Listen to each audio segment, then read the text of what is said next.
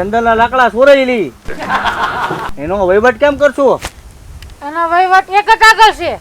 કોણ છે ઈ? ઓલો ડોન શું નામ છે? મને નામે ભૂલાઈ જાય.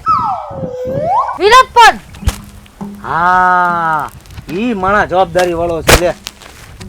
તો આપણે ચાલુ કરી દેવું છે. ગદ્દેવી. હાલો પેલા વીરપ્પન ને મળતે. હા પેલા ન્યારે મીટિંગ ફિક્સ કરી નાખી પછી બધી ડીલ કરશું. ઓકે. સારું હાલ.